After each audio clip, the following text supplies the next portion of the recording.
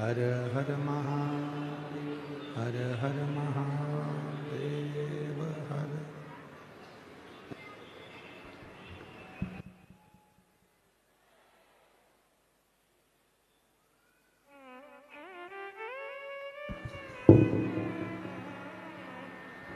काशी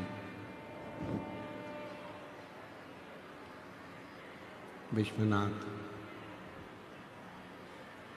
पोगड़दानी तरकालदर्शी कैलाशी अविनाशी भगवान शिव, जिनकी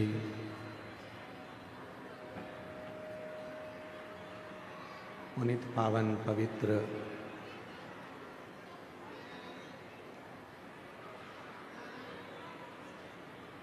श्री महापुराण की कथा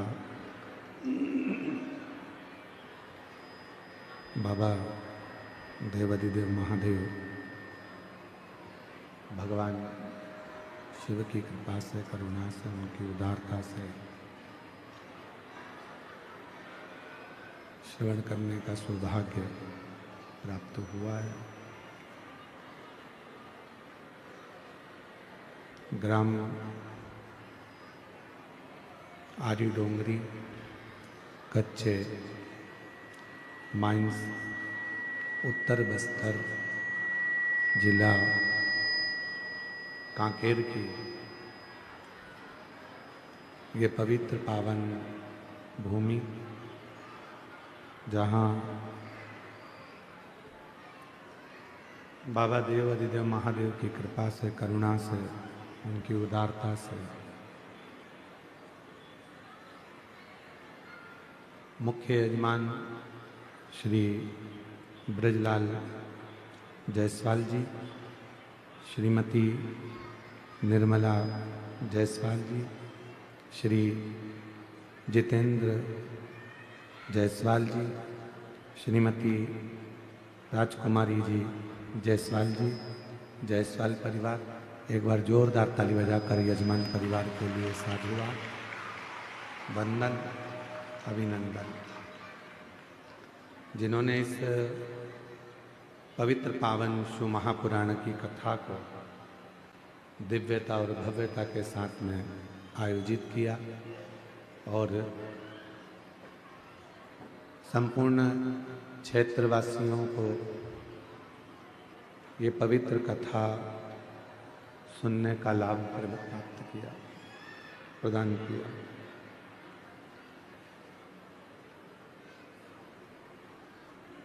कच्चे गांव में ये पवित्र शिव महापुराण की कथा बाबा देव अधिदेव महादेव की कृपा से चल रही है। आज कथा का विराम दिवस है।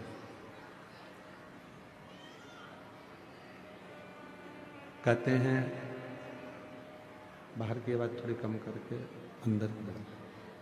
कहते हैं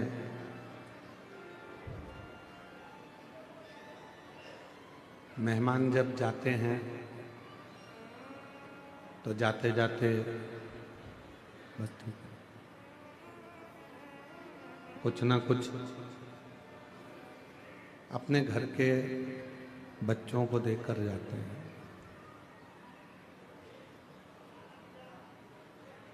और जब शिव महापुराण की कथा विराम होती है, कथा विराम की ओर जाती है, तब मेरे भोले बाबा भी अपने शिव भक्तों को कुछ ना कुछ देकर जरूर जाते हैं।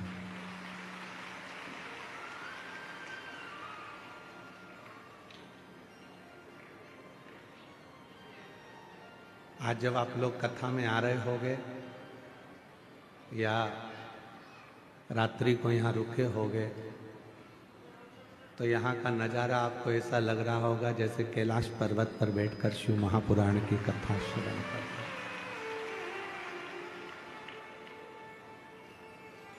इतना कोहरा है, इतना कोहरा कि अभी भी पीछे के लोग कहाँ कहाँ बैठे हैं कोई नजर ही नहीं आ रहा पंडाल में। बीच बीच का पंडाल तो फिर भी दिख रहा है, साइड के पंडालों में कौन कहाँ बैठा है कुछ दिख नहीं रहा।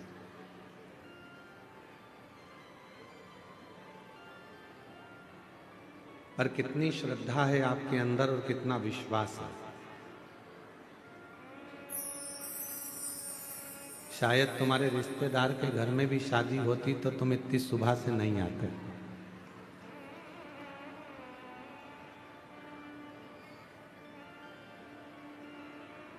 कहीं तुमको अगर कुछ मिल भी रहा होता तो तुम वहां नहीं जाते।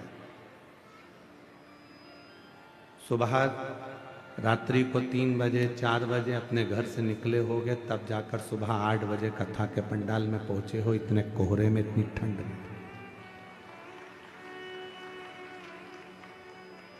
कई कई मेरी जीजियां, कई कई मेरे जीजा पूरी रात से पंडाल में एक कम्बल को ओढ़ कर सो रहे हैं पूरी रात। तुमको क्या लगता है कि आप भगवान शंकर के लिए पूरी रात जागे हो, भगवान शिव के लिए इस कड़कड़ाती ठंड में, इस कोहरे में चलकर यहाँ तक पहुँचे हो, तो क्या मेरा भोले बाबा तुम्हारे दुखड़े मिटाने के लिए तुम्हारे दरवाजे पर नहीं आएगा?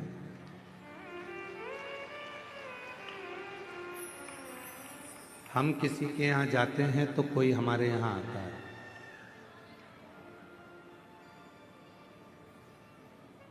हम किसी को सम्मान देते हैं तो कोई हमको सम्मान देता है। हम किसी को अपशब्द कहते हैं तो वो हमको अपशब्द कहता है। हम किसी से मीठा बोलते हैं तो वो भी हमसे मीठा बोलता है। अब आप सब सीहोर वाले महाराज के लिए यहाँ पूरी रात से चलकर यहाँ नहीं पहुँचे। आप सीहोर वाले महाराज के लिए इतनी ठंड में, जिस ठंड में लोग अपनी रजाई नहीं छोड़ते, लोग अपना कमरा नहीं छोड़ते, अपना घर नहीं छोड़ते, ऐसी कड़कड़ाती हुई ठंड में और इस पूरे कच्चे गांव के जंगल वीरान में, पूरे आदिवासी वनवासी क्षेत्र में, इस क्षेत्र में इतनी कड़कती हुई ठंड में शायद कोई अपना घर नहीं छोड़ता, निकलता नहीं। पर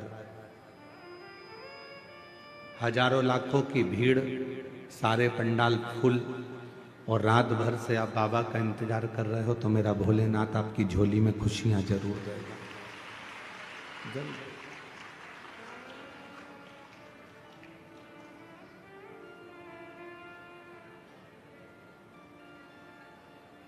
भक्ति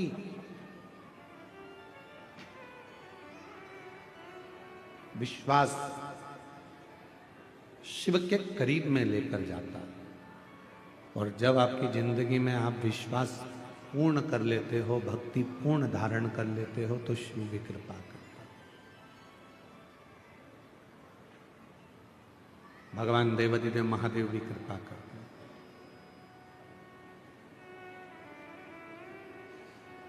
बहुत तेज ठंड लगती है तो हम कम्बल ओढ़ लेते हैं, रजाई ओढ़ लेते हैं, शॉल ओढ़ लेते हैं। अपने कानों को भी हम लोग बंद कर लेते हैं, टोपा लगा लेते हैं।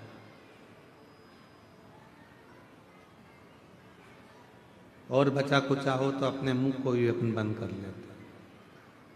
बहुत तेज ठंड पड़ गई।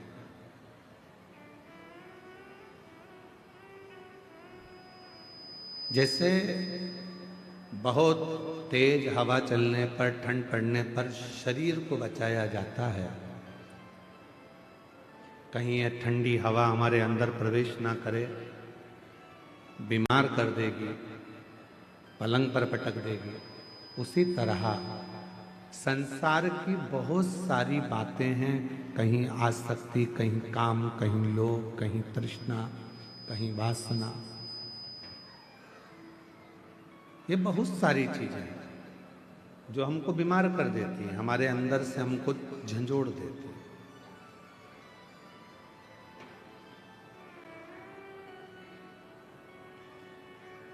उस समय पर भगवान के भजन की, भगवान की भक्ति की, शंकर भगवान के श्री शिवाय नमस्तुभ्यम मंत्र की एक चादर, एक कम्बल ओढ़ लेना चाहिए, एक रजाई ओढ़ लेना चाहिए।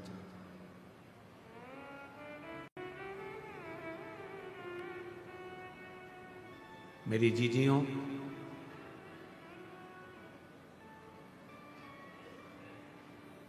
अपने आप पर पूरा भरोसा रखना, अपने आप पर पूरा विश्वास रखना और अपने देव अधिदेव महादेव पर पूरा विश्वास रखना, पूरा भरोसा रखना। वो आपको कभी जिंदगी में डूबने नहीं देगा, आपका हाथ पकड़कर आपको मंजिल तक पहुंचा देगा। व्यक्ति कौन डूबता है? कौन सा व्यक्ति जिंदगी में आकर सक्सेस नहीं होता, सफल नहीं होता, उसकी जिंदगी में वो कभी तरक्की नहीं कर पाता, वो व्यक्ति जिंदगी में तरक्की नहीं कर पाता, वो व्यक्ति जिंदगी में सक्सेस नहीं हो पाता, वो उन्नति पे सीढ़ी पर नहीं चढ़ पाता जिसने जिंदगी में आने के बाद कुछ संघर्ष किया है। तुम्हारे पिता तुमको गाड़ी दिला देंगे, तुम्हारे पिता तुम्हारे लिए बंगला बना देंगे, तुम्हारे पिता तुम्हारे लिए जमीन खरीद देंगे, प्लाट दे देंगे, फैक्ट्री डाल देंगे, दुकान बना देंगे, सब कुछ कर देंगे। फिर भी पिताजी ने तुमको 2 बीघा जमीन दे दी, 2 एकड़ जमीन दे दी, 5 बीघा जमीन दे दी, 5 एकड़ जमीन दे दी, 10 बीघा जमीन दे दी, मकान दे दिया, फ्लैट दे दिया, बंगला दे दिया, मकान, जमीन, जायदाद, गाड़ी, बंगला सब दे दिया, तो भी तुम ये मत सोचना कि ये पिताजी की जो जायदाद है वो मेरी है। बाबा से प्रार्थना करना कि मुझे इतना बलवान बनाना जैसे मेरे पिताजी मुझे देकर जा रहे हैं और आज मुझे प्रदान कर रहे हैं, इतना शक्तिशाली बनाना कि मेरे पिताजी का जब बुढ़ापा आए तो उनको राजसी ठाठ दिखाऊं और उनकी जिंदगी भी अच्छे से, उनका जीवन अच्छे से। पिता कैसे कमाता है, पिता कैसे लाता है, कैसे परिवार चलाता है, वो पिता ही जानता है। धर्म पत्नी भले कह देगी कि हम तुम्हें दिखते नहीं है, तुम हमारे लिए कुछ करते नहीं हो, पर उस पति से पूछो कि जो कमा किसके लिए रहा है, वो तो अपना एक छोटा सा मोबाइल लेकर चल रहा है, अपने वही कपड़े जो उसने पहले सिलवा रखे थे वही कपड़ों को पहन रहा है, वही वस्त्र है, वही मोबाइल है, वही जूते हैं, वही चप्पल है, वही रुमाल है, वही कपड़े की अलमारी है। पत्नी कपड़े खरीद लेती है, बच्चे कपड़े खरीद लेते हैं, बेटियां कपड़े खरीद लेती हैं, बेटे कपड़े खरीद लेते हैं, उनका मन करता है तो मोबाइल भी बदल लेते हैं। पर कोई बाप से पूछे कि पिता आप ना कपड़े बदलते हो, आप ना घड़ी बदलते हो, आप ना जूते लाते हो, आप वही क्या करूँगा लेकर चल रहा है, तुम्हारी उम्र है तुम पहनो, तुम्हारी उम्र है तुम पहनो, तुम्हारी उम्र है तुम धारण करो, और वो अपनी पूरी जिंदगी केवल तुम्हारे लिए निकाल देता है, केवल तुम्हारे पूरा जीवन।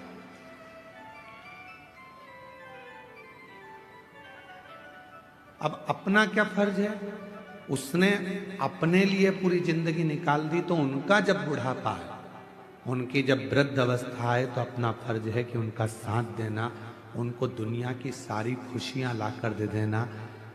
20, 25, 50, 30, 40 साल जितने साल जिएंगे उतने साल उनकी जिंदगी में इतनी खुशियां दे दो कि वो भी परमात्मा से कहें कि संतान देना तो ऐसी देना और इसको खूब बरकत देना, खूब उन्नति,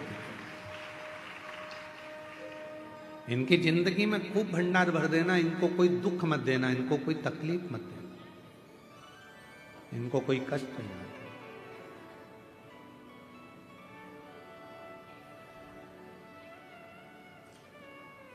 शिव स्वरूप पिता शिव स्वरूप गुरु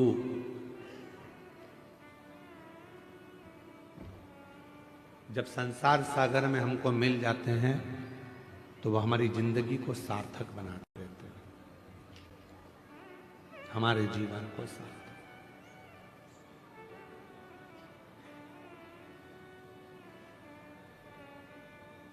कभी कभी हमारे स्मरण में आता है कि शायद पिता दुनिया की सबसे बड़ी दौलत होती है, और वह अनुभव करोगे आप भी एक दिन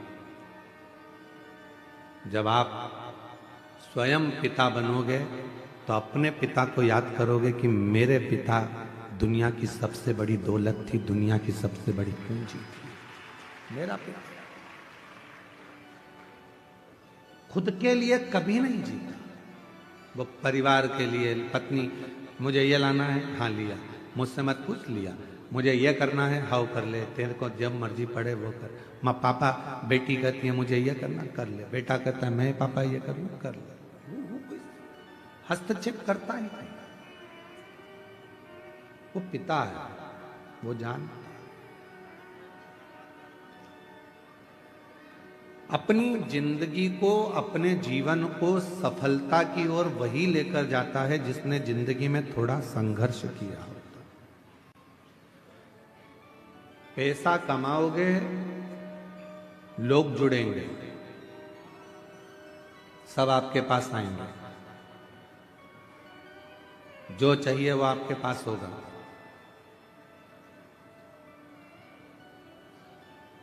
जो तुमको गाली देते थे वो भी पैसे के बल पर तुम्हारे पास आ जाएंगे। जब तुम्हारी सत्ता चलेगी, तुम्हारा वैभव चलेगा, सब तुमको प्रणाम भी करेंगे, नमन भी करेंगे, आदर भी करेंगे। तुम्हारे भीतर अहंकार मत करना कि मेरे पास इतना पैसा है, बिल्कुल। कुर्सी मिल जाए तो लोग तुमको आदर करेंगे, madam sir, sir madam, madam sir. इसके पहले की जिंदगी देखना, जब तुम्हारे पास कोई पद नहीं था, कुर्सी नहीं थी, प्रतिष्ठा नहीं थी, धन नहीं था, कोई नहीं पूछता था। कुर्सी मिलने के बाद तुम्हें पूछ रहा है, पद मिलने के बाद तुमको पूछ रहा है, पैसा मिलने के बाद तुम्हें पूछ रहा है। मतलब ये सम्मान तुम्हारा नहीं है, ये उस कुर्सी का सम्मान है, ये उस पद का सम्मान है, ये उस पैसे का सम्मान, तुम्हारा सम्मान नहीं है। राम सिंह ही है, कमलेश कमलेश ही है, बिमलेश बिमलेश ही है, रमा रमा ही है। वो अपनी जगह पर ही रहेगी, पर वो कुर्सी पर बैठ जाए तो वो कुर्सी का लोग सम्मान करते हैं। तो ये अपने अंदर पैसा आ गया तो ये मत सोचना कि हमारे पास में हम सब कुछ कहेंगे और हो जाएगा। ना ना, ये धन का सम्मान, ये पद का सम्मान, ये प्रतिष्ठा का सम्मान, उतरे फिर वही रहोगे। इसलिए अपने स्वभाव को, अपने नेचर को कभी मत बदलना। आज है, कल नहीं होगा, तो भी इन्हीं के साथ रहना है, इनसे ही बात करना है, इनसे ही। थोड़ा धन बढ़ा और सबने पूछना चालू कर दिया आपको, अरे काका जी और चाचा जी और नाना जी और फूफा जी और मामा जी और ये और वो, सब ने पूछा। और जब नहीं था कोई पूछने नहीं आता था। क्यों, कितने का कर्जा हो गया, लाओ हमें बताओ, हम कर्जा चुका देंगे तुम्हारा। थोड़ा हमारे पास जमीन है, उसमें से आधा टुकड़ा जमीन का बेच देंगे, तुम हमारे रिश्तेदार हो, हम तुम्हारा कर्जा चुका देंगे। है कोई संसार में ऐसा जो रिश्तेदार का कर्जा अपनी जमीन बेचकर चुका देता हो? नहीं। फिर धीरे धीरे तुमने तो नहीं दिया, उसने मेहनत करी, संघर्ष करा, परिश्रम करा, फिर खड़ा हुआ और फिर आगे बढ़ा। अब जितने रिश्तेदार थे वो कहते हैं ये तो हमारा ही अपना वाला है, अपने ही परिचित है, अपना ही है। ये आपका सम्मान नहीं है, आपके धन का सम्मान है। इसलिए अहंकार पैदा मत होने देना कि मेरा सम्मान इतना हो रहा है। ना, तुम्हारा नहीं है, तुम्हारे धन का सम्मान है। गया फिर कोई नहीं पूछेगा। आप कोई ऊंचे पद पर बैठ जाओ, मालूम पड़े कोई बहुत बड़े मंत्री संतरी कलंतरी बन गए, कोई अधिकारी बन गए, कोई बहुत बड़ी कुर्सी तुमको मिल गई, कोई तुम कहीं के थानेदार बनकर बैठ गए, तुम कहीं के बहुत बड़े कलेक्टर और बहुत बड़े पदाधिकारी बनकर बैठ गए, तो ये मत सोचना कि तुम तो ना जाने बचे कुर्सी है तुम्हारे पास में तो पूछा जा रहा है। जिस दिन रिटायर हो जाओगे उस दिन तुम्हारे घर के लोग ही तुमको नहीं पूछ पाएंगे, ये निश्चित है। कुर्सी का पद है, कुर्सी का सम्मान, सम्मान पद का हो, तो फिर क्यों हम अभिमान में पड़े? क्यों?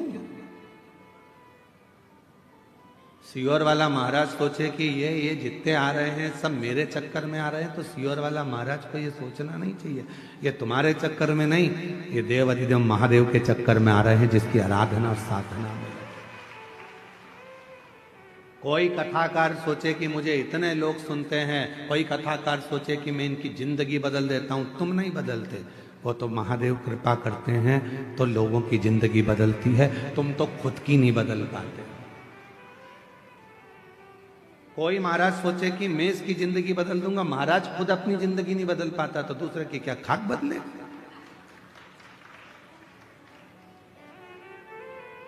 कभी ये विचार मत करना कि मैं कुछ कर रहा हूं, भोले आपकी कृपा से सब काम हो रहा, शंभु आपकी कृपा से सब कल जितेंद्र जी के, जायसवाल जी के बड़े बेटे प्रियांशु जी बोल रहे थे कि गुरुजी पापा को बहुत चिंता थी इस कथा की, समय कम था, 5 दिन में तैयारी करना थी। जितेंद्र जी कितने दिन की तैयारी? 5-6 दिन की तैयारी थी, 5 दिन में तैयारी करना थी। और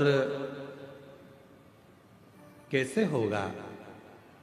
प्रियांशु बता रहे थे आपके सुपुत्र कल की पापा को रात को 1-1, 2-2 बजे तक नींद नहीं आती थी, पूरी नींद उड़ गई थी। कहां? जिस दिन तक आप नहीं आए गुरुजी, उस दिन तक पापा को चिंता रही, और जैसे ही आप आए उसके बाद पापा ने सब भोलेनाथ पर छोड़ दिया। तो हम कहें जितेंद्र जी आपको साधुता की, आपके भीतर ये जरूर है कि आपने शिव पर आश्रित हो गए, शिव पर आश्रित।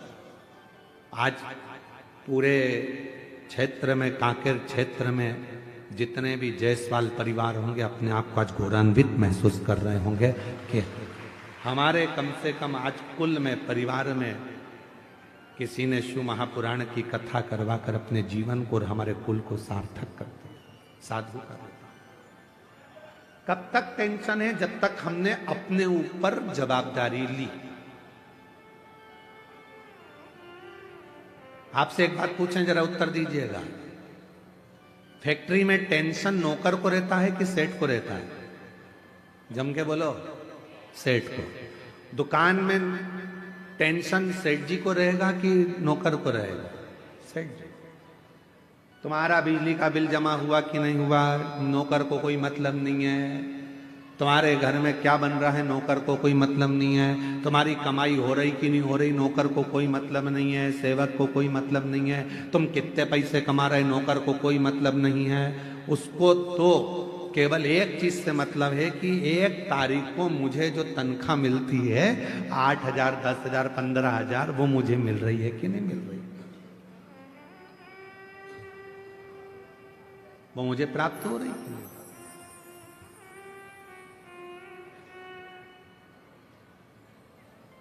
कितना कोहरा है जी, इतना भारी कोहरा, और उसमें ये शिव महापुराण की कथा, बड़ा आश्चर्य वाला विषय है। शिव भक्त का भाव,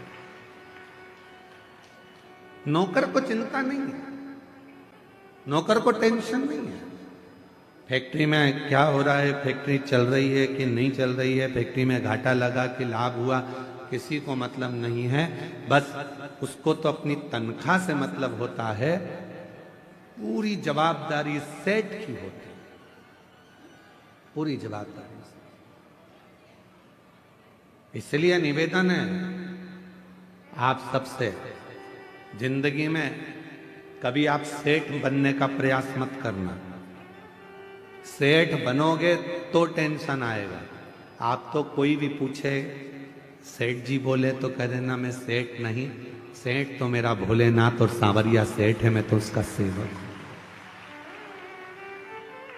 सेठ एक ही है और वो मेरा कुबेरेश्वर महादेव, मेरा कुबेर भंडारी, मेरा भोले बाबा, मेरा त्रिकालदर्शी, हम तो उसके नौकर हैं। हमारा घर भी वही चलाता है, परिवार भी वही चलाता है, कुटुंब रिश्ते सब वो निभाता है, हम तो उसकी तनख्वाह पाते हैं,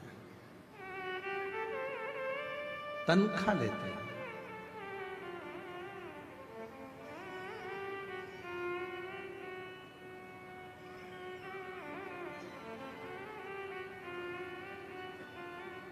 तेरी नौकरी सबसे सुंदर है बाबा, उससे बढ़कर कुछ नहीं, उससे जोरदार कुछ है ही नहीं। जब से तेरा गुलाम हो गया, तब से मेरा भी नाम हो गया। जब से तेरा गुलाम हो गया, तब से मेरा भी नाम हो गया।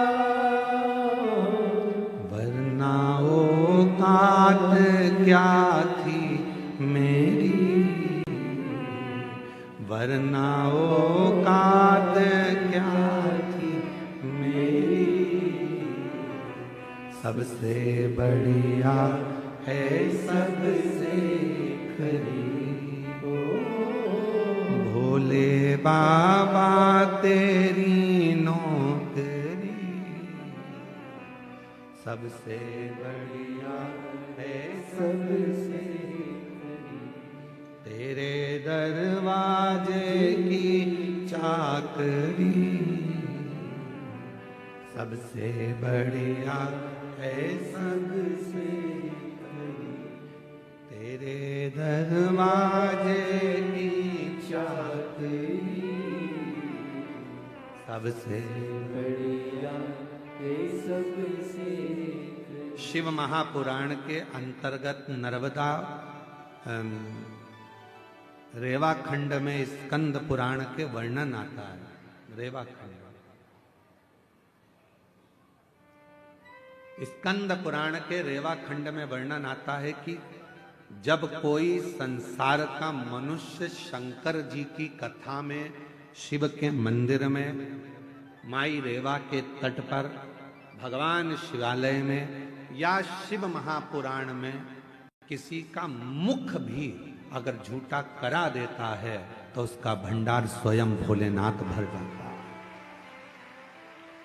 इसीलिए आपने देखा होगा कई लोग बिस्कुट लेकर आते हैं, कोई अपने घर से पोहा बना कर लाता है, कोई भजिया बना कर ले आता है, कोई तिल्ली का लड्डू ले आता है, कोई खिचड़ी बना लाता है, कोई बिस्कुट, कोई टॉफी, कोई सामान लाता है और एक दूसरे को थोड़ा थोड़ा मुख झूठा करा देते हैं। कोई लोग पानी के पाउच बांटते हैं, कोई पानी की बोतल बांटता है, जो जिससे बन जाए। कोई घर में थर्मस में चाय बना कर ले आता है, 10-20 लोग जो पास में बैठे रहते हैं उनको चाय पिला देता है। अर्थात मुख झूठा कराने का वर्णन भी हमारे यहाँ स्कंद पुराण के रेवा खंड में वर्णन आता है कि जो माँ रेवा के तट पर भगवान शिव की शरणागति में, शिव के शिवालय में, शंकर की कथा में अगर आए हुए शिव भक्तों को यदि मुख भी झूठा करा देते हैं तो उसके घर की अन्नपूर्णा कभी शिव समाप्त नहीं होने देते, उसका भंडार भरता है। ये शिव है, ये शिव। और हमको ये वनवासी आदिवासी क्षेत्र की कथा थी तो हमको ऐसा लगा था कि ना जाने यहाँ भक्त आएंगे तो यहाँ पर मुख झूठा कराएंगे कि नहीं कराएंगे, पर हमने रोज देखा प्रतिदिन दूर दूर से जो जो भक्त आते थे, साधारण गरीब बड़े भी अगर आते थे, अपने झोले में थोड़ी सी टॉफी लेकर आके लोगों को खिला जाते थे, बिस्कुट खिला जाते थे।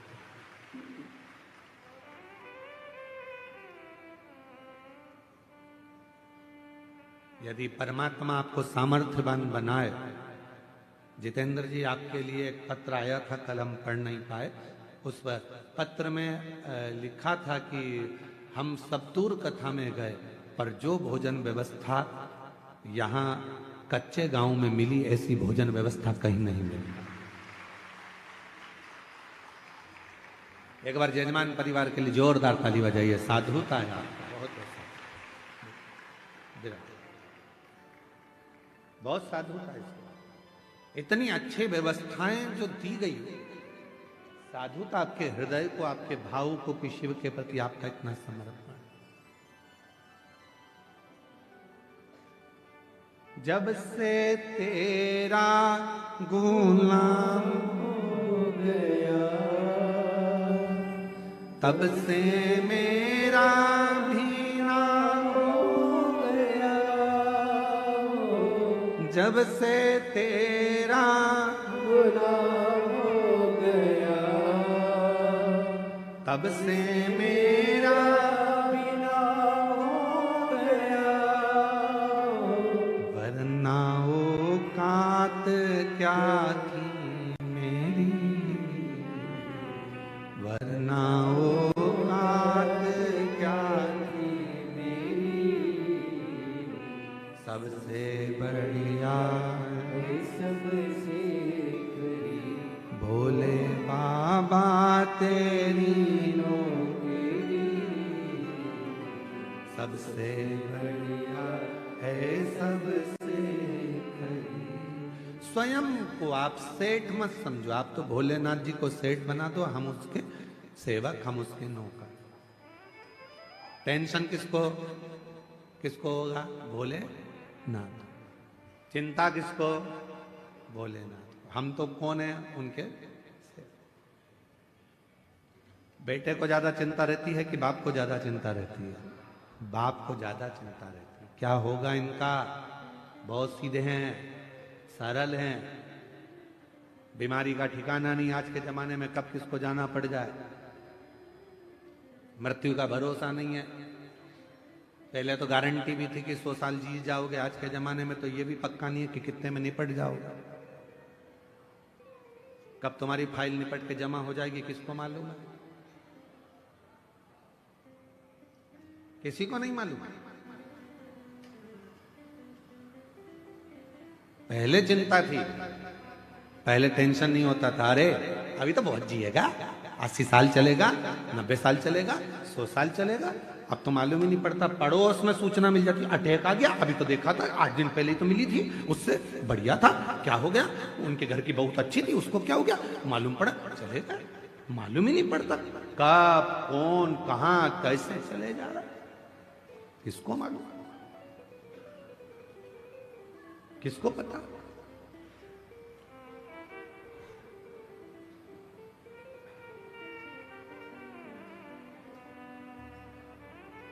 सुबह उठा करो ना रोज सुबह सुबह, सबसे पहले उठते से ही, सबसे पहले उठते से ही जैसे तुम्हारे नेत्र खुले, सो के उठो, वैसे ही भले पलंग पर पड़ी पड़ी आंख खुलते से ही भगवान को धन्यवाद देना, आज फिर जिंदा उठा दिया, आज फिर जिंदा उठा दिया। मालूम पड़े रात को सो रही थी और निपट गई तो किसको मालूम, किसको पता। आज फिर जिंदा उठा दिया, बहुत धन्यवाद भोलेनाथ, एक दिन और दिया, आज और खुशी से जीऊंगी, खूब मेहनत करूंगी, संघर्ष करूंगी, परिश्रम करूंगी और उन्नति की सीढ़ी पर चढ़ के रहूंगी। पर कल भी ऐसी कृपा करना, नहीं तो मालूम पड़े निपटा दे। टेंशन मत देना, रोज उठो, रोज धन्यवाद दो, तेरी बड़ी करुणा, तेरी। सुबह पहले रात को सो तो जम के बोलकर सो, पास में पति है, पत्नी है, बच्चे हैं, जो भी हैं परिवार में, सोने से पहले एक बार सबसे कहो श्री शिवाय नमस्तुभ्यम। उठो तो धन्यवाद दो, आज फिर उठ गई हूं तेरी कृपा से, तेरी करुणा से, बड़ी करुणा।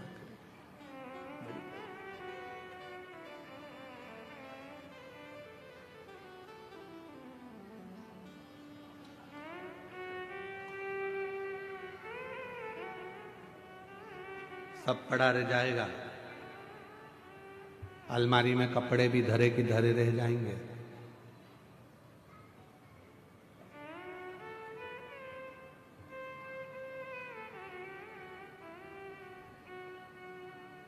कई लोग तो हमसे भी कहते हैं, सियोर वाले महाराज तुम इतना सोना वोना पहन के कथा बाजते हो। जजमान दिए हैं, भोलेनाथ की कृपा है, शिव की करुणा है। जोड़ जोड़ के तिजोरी में धर जाएंगे, बाद में औलाद पहनेगी, अपन ऊपर से ताकेंगे, हमारी चेन तुम पहन रहे हो, हम तो पहन ही नहीं पाए। अलमारी में जितने कपड़े रखे हैं निकालो, पहनो, कल का बिल्कुल भरोसा नहीं है कि पहन पाओ कि नहीं पहन पाओ। अचार है बरनी में तो खा लो, धरा की धरा रह जाएगा। पापड़ अच्छे सेक सेक के खाओ। मक्का की रोटी, ज्वार की रोटी, बाजरा की रोटी, ठंड चल रही है, बेहतरीन गुड़ में मिला मिला के खाओ। कल का कोई ठिकाना नहीं जिंदगी में, कब किसको जाना पड़ जाए और मालूम पड़े अचार की बरनी धरी की धरी रह जाए, फिर 13 दिन मेहमान खाए। अपन ऊपर से देखें हमारा अचार, तुम खा गए हमारा अचार। फुल एंजॉय की जिंदगी जियो। जितना कमा रहे हो उस कमाई में से आप किसी को दो, मत दो। दान करना है तुम करो, नहीं मन करे तो मत करो। तुम तो 1 रुपया मत दो तो किसी को, तुम खुद के ऊपर तो खर्च करो। खुद के ऊपर खर्च नहीं करते, अपने ऊपर थोड़ा बहुत तो खर्चा करो। परिवार चलाओ, कुटुंब चलाओ, मना नहीं है, पर अपनी अब खाऊंगा, मन कर रहा है मूंगफली खरीद लूं 10 रुपए की, खा लूं 10 रुपए की, मैं मक्का खरीद के खा जाऊं, मन कर रहा है। पर घर पे बच्चे भी बैठे होंगे, पत्नी इंतजार कर रही होगी, उसके लिए थोड़ी सी ले जाऊं। ले जाने के चक्कर में जेब में थे 10 रुपया, और मालूम पड़े उसकी या तो वो खा ले या तू खा ले। पर मन कर रहा है बच्चों के लिए ले जाऊं, पत्नी के लिए ले जाऊं, बुजुर्ग के लिए ले जाऊं, घर में सबके लिए ले जाऊं। मैं कैसे तो लेकर जा रहे थे, और ले जा रहे थे हाथ में धर के मूंगफली, आ गया पीछे से मंकी, बंदर, और मूंगफली की पुड़िया छुड़ा के ले गया। ना लीलाबाई के काम आई, ना कमलेश के काम आई। मूंगफली बिमलेश का भाई खा गया, ले हो गया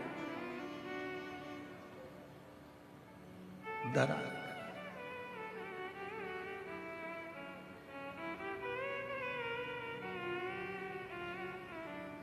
उस समय पर कोई नहीं आएगा, कोई भी नहीं, सारा घर परिवार सब धरा। एक बात और सुनो, बहुत अच्छी सुंदर बात है। देखो, जिस स्कूल में तुम पढ़ाई कर रहे हो उस स्कूल की बस बच्चों को लेने आती है। सही है कि गलत है? अरे बोलो तो जम के। तुम्हारे यहाँ है ऐसा है कि नहीं है? कांकेर जिला में जो स्कूल में पढ़ाई करते हो उस स्कूल की बस लेने आती है। टीचर को भी लेकर जाती है और स्टूडेंट को भी लेकर जाती है, बच्चों को। जिस कॉलेज में पढ़ाई कर रहे हो उस कॉलेज की बस लेने आती है। जिस फैक्ट्री में नौकरी कर रहे हो उस फैक्ट्री की बस लेने आती है। तुम बहुत बड़े ओहदे पर जज बन गए, अच्छी कुर्सी पर बैठ गए, तो सरकार की गाड़ी तुमको लेने आएगी। तुम बड़े अधिकारी बन गए तो सरकार की गाड़ी तुम्हें लेने आएगी, छोड़ने जाएगी। बोलो सही है कि गलत है? बोलो तो सही है ना? ज्यादा तेज ठंड तो नहीं लग रही है? हाँ तो फिर बोलते जाओ, सही है? हाँ, स्कूल की बस स्कूल के बच्चों को लेने आ रही है, कॉलेज की बस कॉलेज के बच्चों को लेने के लिए आ रही है, प्राइवेट कंपनी की बस प्राइवेट कंपनी के लोगों को लेने आ रही है, और सरकार की बस सरकारी कर्मचारी को लेने के लिए आ रही है। अब वो तुम वहां नौकरी कर रहे हो इसलिए वो तुम्हें लेने आ रही है, वो तुम वहां पढ़ाई कर रहे हो इसलिए तुम्हें लेने आ रही है। दूसरे स्कूल के बच्चे को थोड़ी ना बिठा के ले जाएगी, दूसरे कर्मचारी को थोड़ी ना बिठा के ले जाएगी। उसी तरह जिस कंपनी में काम कर रहे हो उस कंपनी की बस तुम्हें लेने के लिए आती है। अब आज से एक बात याद कर लेना, अपन सब शंकर जी की कंपनी में काम कर रहे हैं, इसलिए आखिरी में शंकर की कंपनी की बस लेने के लिए कोई दूसरी बस अपने को लेने नहीं आएगी। नंदी पर भोलेनाथ होंगे और कहेंगे आओ बैठो साथ चलो, प्राण छूट चुके हैं, मैं तुम्हें नरक नहीं भुगताऊंगा। कंपनी की बस आई है, आराम से एसी कूलिंग कर कर लेकर जाऊंगा, आराम से चलना, मैं तुम्हें कैलाश लेकर जाऊंगा और वो कंपनी लेकर जाएगा।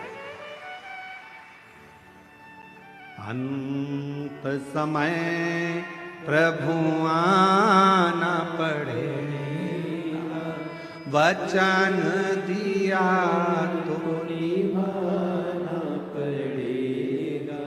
अंत समय प्रभु आना पड़ेगा, वचन दिया तो निभाना पड़ेगा। आए ना आए प्रभु कुटुंब कबीरा, अंत समय प्रभु आना पड़ेगा, वचन दिया तो निभाना पड़ेगा। अंत समय में तुझे आना है, वचन दिया था। शिव पुराण में बैठकर कहा था, सियोर वाले महाराज ने बोला था, हम नहीं मानते कि सियोर वाला महाराज कथा करता है, हम तो ये मानते हैं कि हमारा विश्वनाथ कथा करता है। तो हमने तो उनकी वाणी को शिव की वाणी मानी और वचन दिया था कि तुम घबराना नहीं, आखिरी में उसकी गाड़ी लेने के लिए आएगी। तो मुझे यमराज लेने नहीं आना चाहिए, मुझे यम के दूत नहीं आना चाहिए। अंत समय में आए तो तू आ।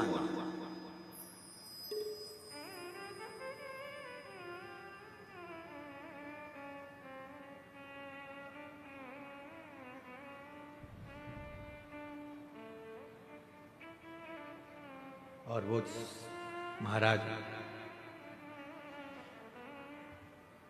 सज धज के जिस दिन मौत की शहजादी आएगी, न सोना काम आएगा।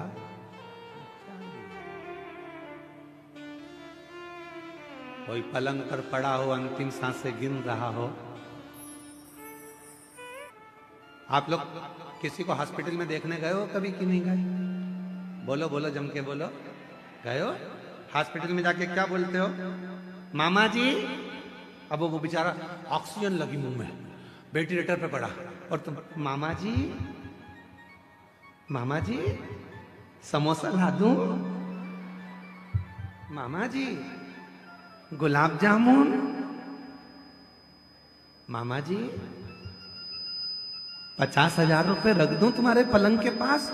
मामा जी ऑक्सीजन मुंह में लगी, मन में सोच रहा निकल जाए यहां से बाहर, मर रहा और 50,000 रुपए क्या ऊपर लेके जाऊंगा?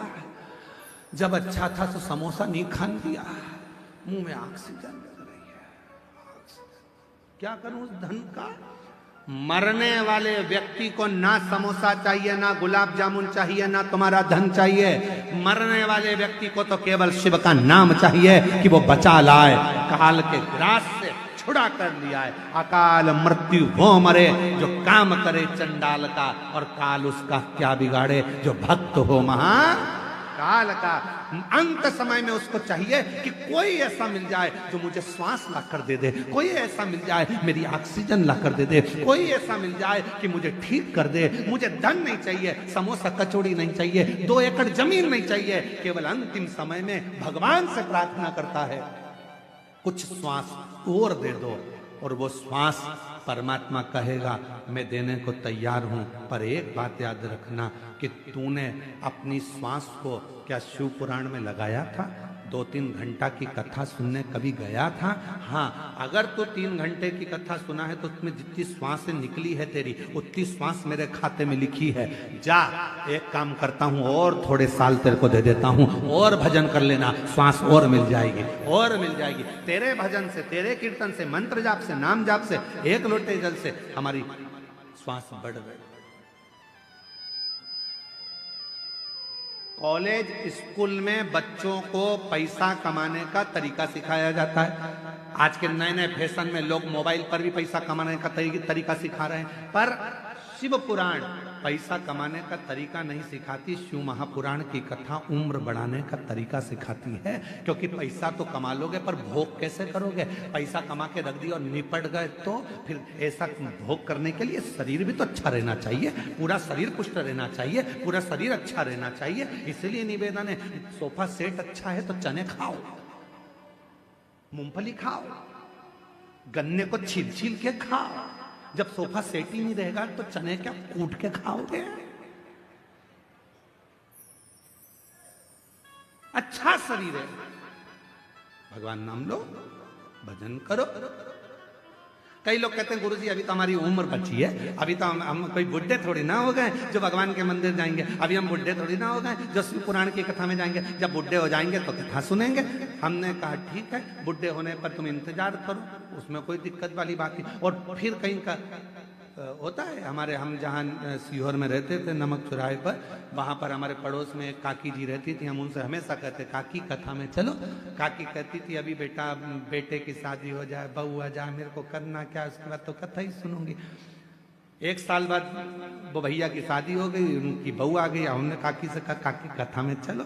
काकी बोली बस बेटा बहू का थोड़ा जापे का समय है, छोरा छोरी हो जाए उसके बाद तो कथा ही कथा। अब छोरा छोरी हो गए, एक साल बाद फिर कहा कि अब कथा। अब बेटा वो बच्चा छोटा सा है, बेचारी बहू रसोई घर संभाले कि बच्चा संभाले, बस थोड़ा सा बड़ा हो जाए। हमने 3 साल कुछ भी नहीं बोला। 3 साल बाद फिर कहा काकी कथा में चलो। काकी बोली बेटा वो छोरा छोटा सा पाँव ले लिए इधर उधर घूमता है, पकड़ के रखना पड़ता है, ठीक है। अब बच्चा बड़ा हो गया 2-4 साल बाद, फिर हमने कहा काकी कथा में चलो। काकी बोली चलने को तो चलो पर हमारा कमर से नहीं बैठा जाए, नहीं बैठा जाए घुटना से। फिर हमने कहा ब्रेन तुम ऊपर सुन लेना, अब यहां सुनकर क्या करोगे, वहीं सुनना।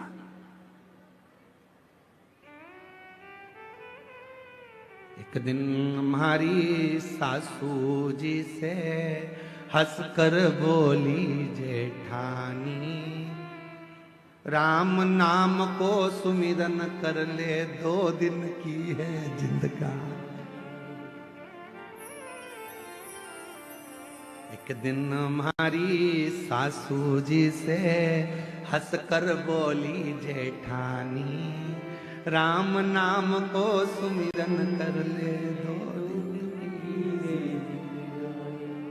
बस 2 दिन का जीवन है, उसको तुम कैसे जियोगे ये तुम्हारे ऊपर निर्भर करता है। तुम कितनी खुशी से, आनंद से, भक्ति से, भजन से, स्मरण से जी लो, यही जीवन है, यही आनंद है। शिव कथा क्या कहती है? शंकर भगवान बैकुंठ में रह रहे हैं क्या? बोलो जम के नहीं। शंकर भगवान के पास में डनलप के गद्दे हैं क्या? बोलते जाओ नहीं। शिव जी के पास सोने के जेवर हैं? नहीं। उनके पास जो जेवर है तुम्हारे घर में आ जाए तो तुम भग जाओ, सांप बिच्छू। ना शंकर भगवान के पास सोने के जेवर हैं, ना शंकर भगवान के पास में डल्लभ के गद्दे हैं, ना शंकर भगवान के पास में बंगला है, ना उनके पास में गाड़ी है। शिव जी से सीखो, खुले आसमान में रहते हैं, खुले आसमान। सांप के जेवर पहनते हैं, कानों में बिच्छू पहनते हैं, मृगछाला को नीचे पहनते हैं, फिर भी अपने परिवार के साथ हमेशा स्माइल देते मिलते हैं, खुशियों में मिलते हैं, खुशियों। इसलिए भगवान शंकर का पूरा परिवार, जब भी हमारे यहाँ कोई मंगल कार्य होता है तो उसमें हमारे भगवान शंकर के पूरे परिवार को बुलाया जाता है। आपके यहाँ ऐसा होता है कि नहीं होता हमको नहीं मालूम। शादी के पहले गणेश जी नोते जाते हैं, तुम्हारे यहाँ नोतते हैं? पूछते हैं।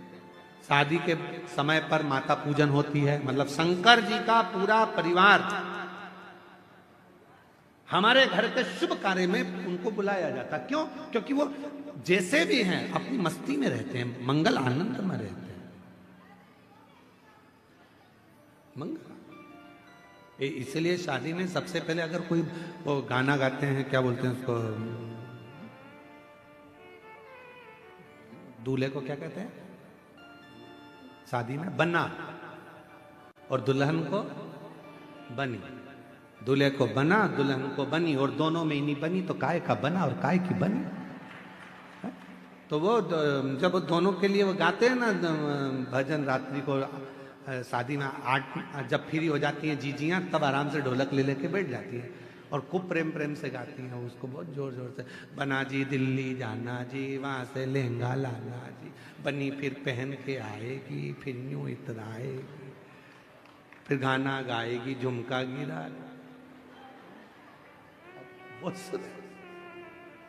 तो ये सब गाने से पहले वो पहले भजन गाते हैं भगवान गणेश जी का। गौरी के नंदा गजानंद स्वामी, तुम्हें आज मंदिर में आना पड़ेगा। गौरी के नंदा गजानंद स्वामी, तुम्हें आज मंदिर में आना पड़ेगा। तांबा का हंडा में तातो धरो पानी, तांबा का हंडा तातो धरो पानी। गौरी के नंदा गजानंद स्वामी, तुम्हें आज मंदिर में नहाना पड़ेगा। गौरी के नंदा गजानंद स्वामी, तुम्हें आज मंदिर में नहाना। सोने की थाली में भोजन परोसा, सोने की थाली में भोजन परोसा। गौरी के नंदा गजानंद स्वामी, तुम्हें आज मंदिर में खाना पड़ेगा। बाबा सब करने से पहले भगवान गणेश जी को निमंत्रण, सब कार्य से पहले माँ देवी को निमंत्रण, सब कार्य से पहले भगवान षडानंद को निमंत्रण, सब कार्य से पहले भगवान कुल देवता को निमंत्रण। ये क्या है? मतलब शंकर भगवान वीराने में रहते हैं, कैलाश पर रहते हैं, एकांत में रहते हैं, उसके बाद भी शंकर भगवान अपनी मस्ती में, अपने आनंद में, शिव भक्ति में, बड़े भगवान शंकर अपनी मस्ती में रहते हैं। इसलिए सबसे पहले मंगल कार्य में उनके परिवार को बुलाया जाता है। आप में से कितने लोग हैं जिनके यहां पर शादी होती है तो भगवान लक्ष्मी और नारायण की पूजन होती है? ना, एक की पूजन होती है सत्यनारायण भगवान की, कि दूल्हा दुल्हन सावधान, पत्नी से निवेदन है पति से झूठ मत बोलना, और पति से निवेदन है इसको सब सत्य बताना। पर सही मायने में तो अगर दोनों सत्य बता दे तो 2 दिन में तलाक हो जाए। सत्यनारायण की कथा हो रही है, तुम इसको छुपाना नहीं और तुम इसको बता रहे। सत्य बोल दे तभी बात करो। एक पत्नी तैयार होके बढ़िया साड़ी वाड़ी पहन के जोरदार तैयार होके पति के सामने आ गई और पति से पूछी मैं कैसी लग रही है? पति बोला नहीं बोलूंगा, बोलूंगा तो तू लड़ लेगी। अरे बोला तो सरी मैं कैसी लग रही हूं? पति नहीं बोला, बेचारा चुप रहा, नहीं बोला। पत्नी ने हाथ पकड़ लिया, मैं तुमसे पूछ रही हूं मैं कैसी लग रही हूं? पति बोला ऐसी लग रही जैसे हरी घास में भैंस चल रही।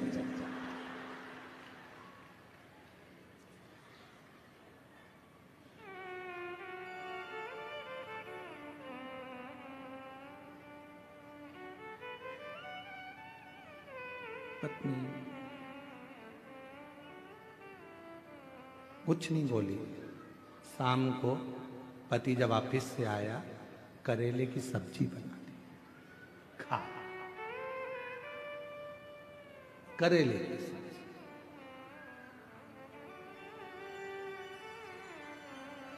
सत्य होती है। शादी ब्याह में लक्ष्मी नारायण भगवान का पूजन नहीं, सत्यनारायण भगवान का पूजन होता है। शादी ब्याह में भगवान गणेश जी का पूजन होता है। माँ अम्बा जगदम्बा जगतधात्री दुर्गा भवानी की माता पूजन होती है। भगवान शिव की आराधना कुल देवता के रूप में, पितृदेवता के रूप में होती है, शिव की आराधना।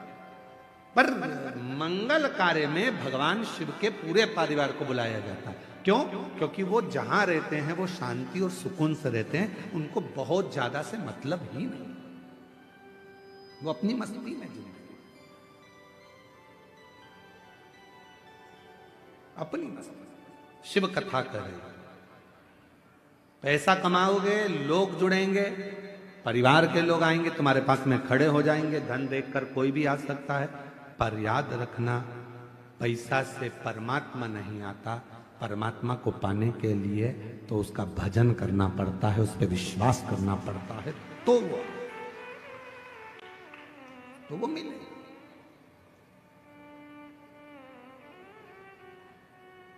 मेरी किस्मत का जब गुल खिला, तब जा कर के ये दर मिला।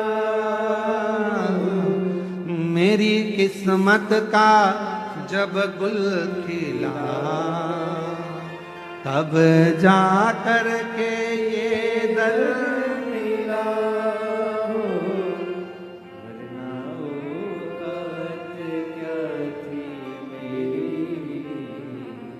वरना औकात क्या थी मेरी, सबसे बढ़िया है सबसे करीब।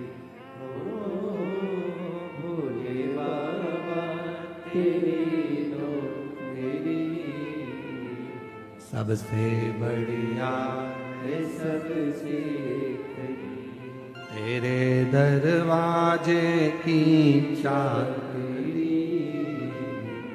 सबसे बढ़िया है सबसे।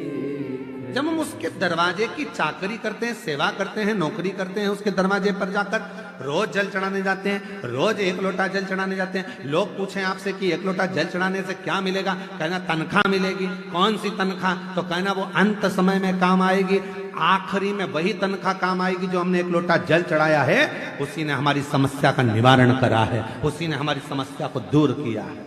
एक पत्र है, अच्छा है, देखिए। मेरा नाम अंजू नेताम, मेरे पति का नाम मुकुंद सिंह नेताम, ग्राम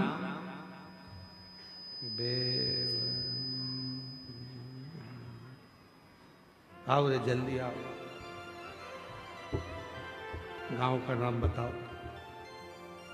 मेरा नाम अंजू नेताम, पति का नाम मुकुंद सिंह नेताम, और ग्राम तुम पढ़ो बेमतरा है, तो हमने सुना था बेवरती, बेवरती जिला कांकेर की निवासी।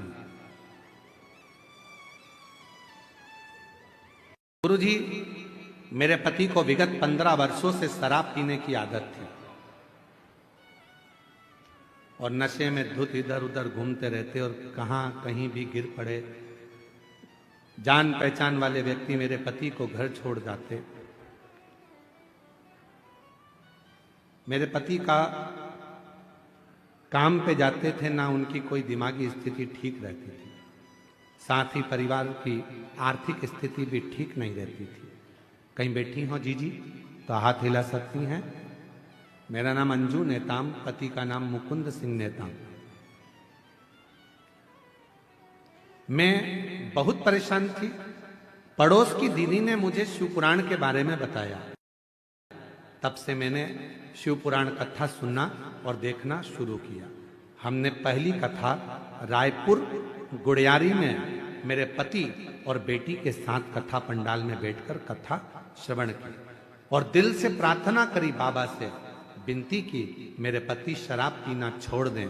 और बाबा की ऐसी कृपा हुई गुरुजी कि मेरे पति एक ही कथा के पंडाल में गए थे गुड़ियारी में, और वहीं मिट्टी को उन्होंने गले पर लगाया और शराब को पीना छोड़ दिया। उस दिन से आज तक मेरे पति ने शराब को हाथ नहीं। शिव कृपा इसी को कहते हैं।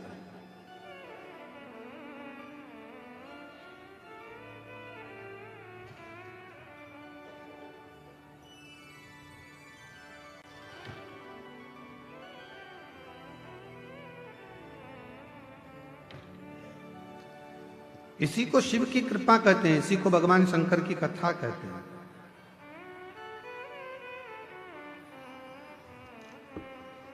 इसी को भगवान शंकर की दया कहते हैं। महाराज क्या करा उसने? भगवान शिव पर विश्वास किया। क्या करा उसने? भगवान शंकर पर भरोसा किया, और जब वो भगवान शिव पर भरोसा करने लगी तो भोले बाबा ने उसके सारे दुखों को, सारी तकलीफों को हर लिया। मेरी जीजियों, मेरे जीजाओं, मेरी बेटियों बेटाओं, मेरी बुजुर्ग माता पिता, याद रखना, शिव महापुराण की कथा केवल कथा नहीं है, केवल कथा, ये कथा